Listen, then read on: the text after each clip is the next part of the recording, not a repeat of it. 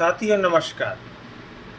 अभी ये वीडियो इसलिए मैं बना रहा हूँ, जो pension central civil service pension नियम का जो एक अभी विधेयक इससे संबंधित 26 मार्च 2025 को लोकसभा से पारित हुआ और वही विधेयक जो है भारत सरकार की जो वेबसाइट है कार्मिक जो आप देख रहे हैं इसमें कार्मिक लोक शिकायत मंत्रालय की जो ये PIBGOV.in जो है प्रेस रिलीज उसमें पोस्ट किया गया है।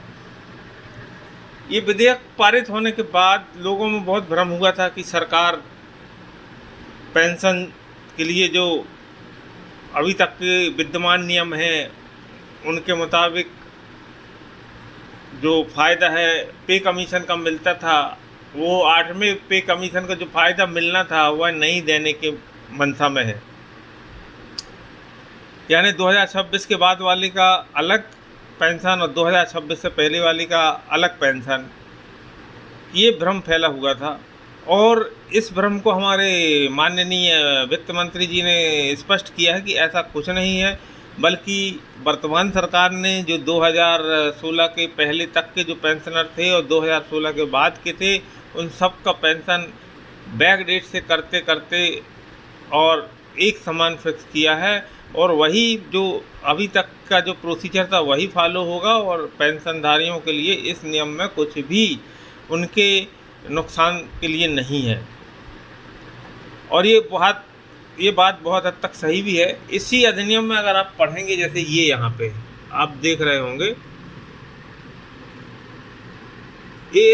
यह कानून 1/6/1972 से प्रभावी हो गया है और जिसके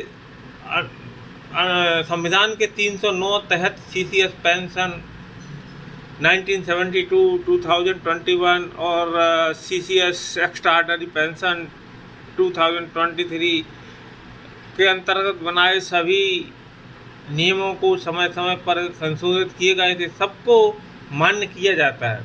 माने ये सही है कि पेंशन में 2026 के बाद वाले और पहले वाले में कोई अंतर नहीं आएगा, और 8वें वेतन आयोग की जो अनुशंसाएँ आएंगी वो सभी पे यथावत लागू होंगी। मगर ये जो यहाँ पे दूसरे पैरे में लिखा है, इसका कुछ क्यों ज़रूरत आन पड़ी और ये इसका क्या मंतव्य है, ये समझ में नहीं आया। इस पे भी भारत सरकार की तरफ से एक कुछ स्पष्टीकरण देना चाहिए। जैसे ये लिखा है,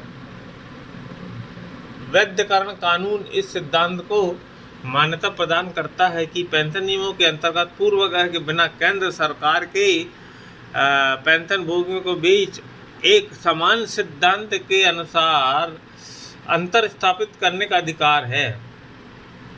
पेंशन भोगियों के बीच जो अंतर किया जा सकता है या बनाए रखे जा सकता है, जो केंद्रीय वेतन आयोगों की स्वीकृति अनुशंसाओं से निकल कर आता है या कोई खास डेट को रिटायर होते हैं इसलिए होता है। ये क्यों इसकी मतलब जोड़ने की ज़रूरत पड़ी, इस पे स्पष्टीकरण अगर भारत सरकार देती तो बहुत अच्छा होता है। मेरे हिसाब से तो ऐसा लगता है जैसे पेंशन रेगुलेशन जो है, जो लीव रेगुलेशन है उसमें भी ये बातें लिखी हुई हैं कि leave can not claim as a right,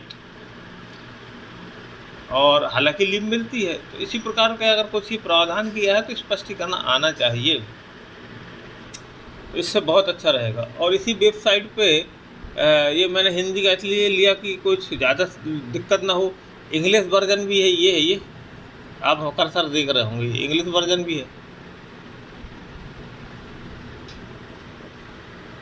अभी खुल नहीं रहा, खुलेगा तो इंग्लिश वर्जन भी आ जाता है,